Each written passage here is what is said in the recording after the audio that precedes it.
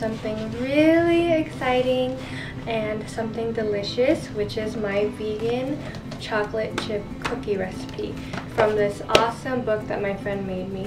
Has lots and lots of delicious recipes, vegan and dairy. I usually don't do an intro like this, but I just felt like this is something I love to bake and I really wanted to do it formally. I also wanted to explain some of the products that I'll be using since it is vegan. Starting off with some flaxseed meal. This is whole ground flaxseed meal and it's rich in fiber. It's really good for you, and this is an egg replacement.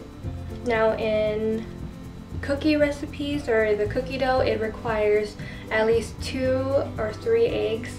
Well, to replace those eggs, because this is vegan, I'm going to use some ground flaxseed meal. And you can find this in your local grocery market, any specialty food item stores, healthy item stores, whole markets, whatever, or you can even order this online. And this is the Bob Red's Mill brand. And also what I have here is some non-dairy butter. This is a cup of butter, and you can use Earth Balance. Earth Balance is very common. You can also find this some in your local grocery mart. Some carry them in, some Walmarts carry them, but to really find it always at your local, if you have a healthy foods market, like us, we have Happy Hearts, and if you have them there, I would always use that rather than going to Walmart and sometimes they won't have it there. And here I have a 12-ounce bag of chocolate chips. This is semi-sweet. Semi-sweet doesn't have any dairy in it, so if you're doing any non-dairy and if you're doing any vegan baking and you don't want to use carob chocolate, because sometimes that can taste very bitter, you can use semi-sweet chocolate because it doesn't have dairy in it. Those were the main ingredients that I wanted to share with you, so we'll just jump right in to the rest of the ingredients. First, I'm going to preheat my oven to 350. So here is a cup of semi-melted non-dairy butter, and I just heat it up in the microwave.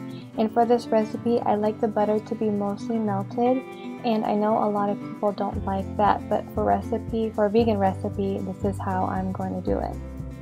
Then in this bowl is a cup of brown sugar at the top, and directly below it is a cup of white sugar. And then you're just gonna mix and mix everything together. And so you're going to be mixing maybe for a couple minutes, and if it comes out watery just like this, then you are on the right track.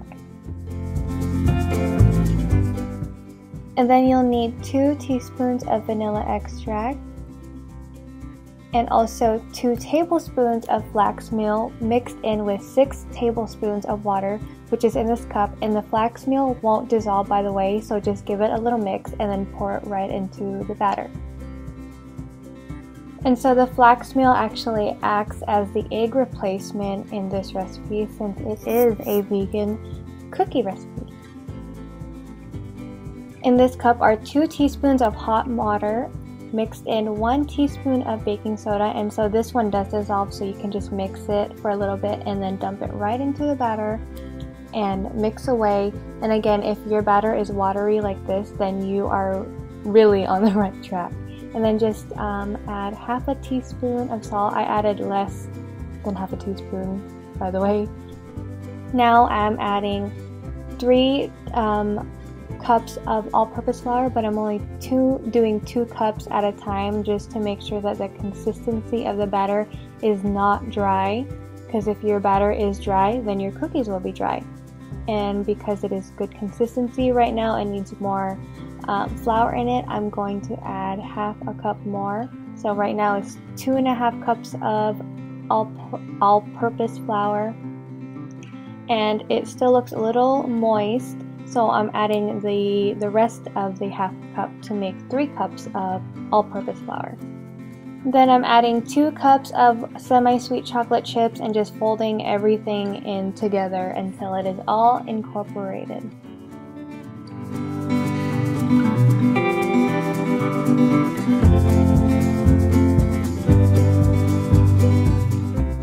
So I'm just checking the batter, and if it comes together like this and it is moist and not dry, then you are good to go.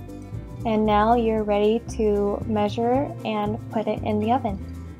So this ice cream scoop is a little bit too big, so I'm going to fill up half of it and use it as a type of guide to measure all of my cookie balls, just like so. I'm going to make a medium size, the palm of my hand, just so that they all bake evenly. You don't want them at different sizes, or else one will be raw and then the other will be super crispy and burnt.